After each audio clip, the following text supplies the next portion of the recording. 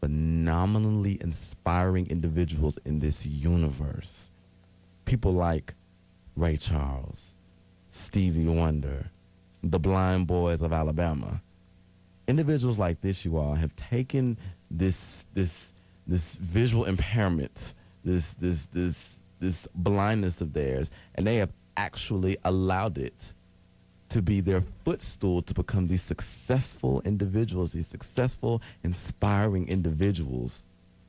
You all, that is powerful. To have a quote from Ray, it ain't easy, keep it on being breezy. That is powerful, you all. Amazing. And I am a firm believer in that whatever differences, it's the differences that make us great.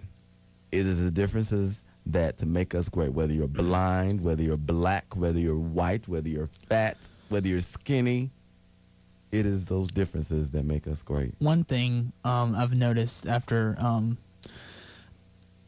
I've never been in a public school. The School for the Blind is considered a public school because it gets paid by the state. Mm-hmm.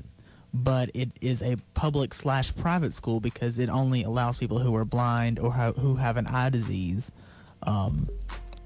Like if someone has an eye condition but they still have 20/30 vision, they can still get in if that eye condition is going to affect them later in life. So there's actually people who can see that attend our school. In fact, the majority actually can see. But what I have noticed is, but they accept blind people. Once I got here, I've noticed that most high schools don't have blind people. So when they get to college, they don't know how to react. When you don't know how to react to a blind person or someone who's different, what do? You withdraw. You ignore them. You ignore the person who is blind. You ignore the person who you don't know much about. And it's because you don't know anything about them, so you don't want to be mean or you don't want to be rude. But when you ignore them, that is being mean. That is being rude. Actually, I will say this: the first semester I was here, or the late part of the first semester I was here, I went into like this really deep depression because of it. I felt so alone here in a university filled with 10,000 students. It's, you can't believe that someone would feel completely alone.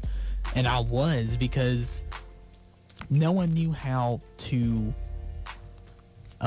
react to me, to be around me, because they weren't taught. You're not taught in high school. There's not a how to react to a certain person 101 in high school. There's no course semester to it. Exactly. I wish there was a class in every high school that taught kids how to react to a certain type of person, whether it's a deaf person, whether it's a person in a wheelchair, whether it's blind. It doesn't matter. I wish there was a class that would teach kids maybe not how to react, but how to talk, how to get along with these people, because these people might not be at your high school that has 200 people in it, but these people are going to be at your college. These people are going to be where you work. These people are going to be where in the same neighborhood as you. And if you don't talk to them, if no one talks to them, what are they going to do? I mean, after I left the School for the Blind, I literally would call my classmates who were at different campuses across the state every day, because that was my only crutch. That was my only lifeline, was them, because they were going to the same stuff at different campuses. I had a classmate that was Mobile. Stefan was at Gaston State. I had a classmate at Southern Union. I had a classmate here, but he dropped out the last half of the first semester, which resulted in my depression getting like way bad. So at that point, I had some stuff I had to deal with, and I dealt with it. And then I said, from that point forward, I am going to talk. I am going to tell people what it's like to be blind. I am not going to sit here and be ignored because I wasn't being ignored because people didn't like me. I was being ignored because people didn't know about me. I was being ignored because no one knew how to react to the kid with the cane walk into the cafeteria. So no one would sit with the kid at the cafeteria. I was that guy. So I had to be the person to say, hey, let me tell you something. Let me tell you what it's like. Let me tell you my struggles. Let me crack a joke or two to thin the ice, to let you know that I'm not going to bite much. So, I mean, that was just my personal piece. I just wanted to throw that out there. And like Curtis mentioned, that it's not necessarily that, it's not the case that people simply don't like blind people. They just don't understand They don't them. know. And people tend to shy away from things that take them out of their comfort zones. It's human nature, completely understandable. But it really, at the end of the day, it all comes down to unawareness. Because although that person is blind and they can't see, they're still an individual on the inside with the same hopes and desires as anybody of the majority. I mean, that's just how it works, And the way I see it, you can have anything physically wrong with you, but there are people that are walking around that have something morally wrong with them. I've said on this show many times in the past that working in the media industry, the media and entertainment industry, you come in contact with so many different kinds of people. You come in contact with all different kinds of people. You cannot work in this industry and be culturally, mentally shallow. It just won't work. It will not work. Thank goodness I was in a situation where I had gone through some culture shocks in my life to where I didn't have to experience that in this position. That way I already knew, okay, everything in the world ain't black and white. Once I was able to understand that made me a lot better coming into this industry. That way, when all these different people I started meeting, it wasn't such a shock or like, oh my gosh. So I always say, working in the media entertainment industry, you come in contact with so many people. After a while, Curtis and Stefan, people just become people. Exactly. Everything blurs together. I promise you, everything blurs together. And I've also mentioned on this show before, on last week on the 6-month anniversary special, I did some digging into my ethnic background, and I found out that I had Caucasian and Native American blood running through our family history, running through our family's veins. And I found that to be so interesting. I felt so universal. I felt so connected. I felt connected with, it seemed as if for that one moment, I felt connected with everybody in the world. To think that I have potentially distant Caucasian cousins out there, or distant Native American cousins out there, that was so inspiring. And I say that to say we're all more alike than you think. Just hearing the two of you say, we have, we go about some of the same things in some instances the same way that sighted people do. We like smells, and we like to touch things that may feel good. Music. I like music too.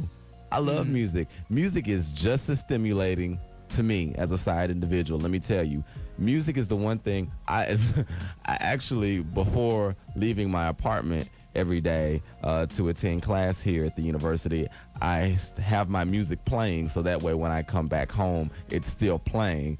It kind of gives me that welcome home ed feel.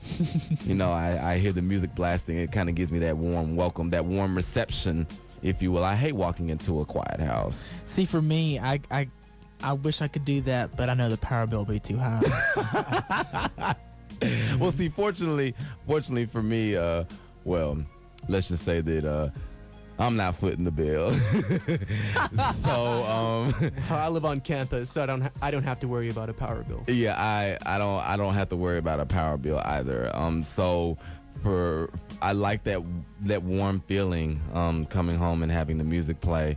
So Stefan, do you get that same feeling too? Do you have you ever left the music on just to be warmly received by your apartment when you come back? I generally don't leave the music on, but I have on more than one occasion left the television on, tuned to ESPN. I really love sports. Yes, I do that as well. I leave my during the day, during the week, I have my channel set to CNN. And so when I leave, I'm watching CNN. When I come back, I'm watching CNN. As soon as I come back, I see the big headline for the day. And when I leave, I just got through watching the big headline for the day.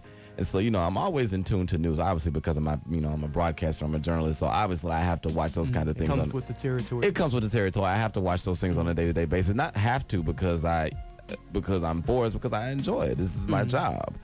And so, I mean, broadcasting is a field that's for people that actually want to be there. yes, it really is. It really is. And Curtis, by the way, I didn't even, I forgot to mention this in his introduction earlier. Curtis is actually one of my colleagues here at the WLJS. He is a broadcaster here at the university as well. He has a show that airs every Tuesday night from 9 to 11. It's called Righteous Radio. They play all types of Christian oriented music, and so, like I said, he has a aspiring career as a broadcaster as well, and I'm very happy to have him here as Thank a you. colleague at the station. It's fun. It is. I like I said, I love playing music, so it's only natural that I go into this field. I do want to go into playing music, maybe running a Christian station one day. That's kind of my goal. My dream is to do that. And all of this, Curtis, gives you that stimulation that you were speaking about Exactly. earlier. The music, the feeling, the environment. the moving up and down of the buttons on the board that I'm working on over here. The turning of the knobs and the touching of the microphones when you have to raise them up and down. Let me tell you, it is the first time I got on this mic, when I was doing rotation, was such an adrenaline rush. I bet it was. And I still get, you're doing something that you want to do when your career, when every time you get on the mic, still gives you that adrenaline rush. Mm-hmm. I mean, I have a question for you. Every time you get ready to do the show, do you have a shot of adrenaline before you start? I'll say this. It feels right in my bones. Right. And if the butterflies never go away. Exactly. The butterflies, I don't know, maybe the adrenaline hits me because it's more of a Christian rock type of feel that I have. But, I mean, if you still get the butterflies when you're doing your job, you're doing something right. Put it to you this way. They never go away, but what you want to do is get them flying to a certain rhythm where you're comfortable. You want them harmonious. Yes, like I said, and I never ever let a day go by where I don't offer an opportunity of praise and gratitude for having the opportunity of being the executive host of this show. And I know, just like you said, Curtis, this is stimulating. This is something that the microphone will never go away. It's fun. It will always be here for broadcasters like us, whether we're in a radio station or holding a microphone on a television show. Curtis, this will always be here. Yeah, exactly. This will always be here. And you're right, it is stimulating for the blind and the sighted. the microphone. There's no discrimination here when you kind of think about it in a way, in that essence. You can't see the reporter. Right, you can't see. Mic, so. Yes, there's no discrimination here. The microphone and the pen are the two most powerful weapons in America. How the pen? Well, sports, or not sport, but writers. You have columns from like Washington Post and stuff like that, from New York Times. actual like writing, like print journalists and broadcast journalists. The pen and the, or I guess not the pen anymore. I guess the typewriter. But it's the a word traditional term, processor. though. Anything, the written word, whether it's transmitted or written, people look at the written word. Is the pen.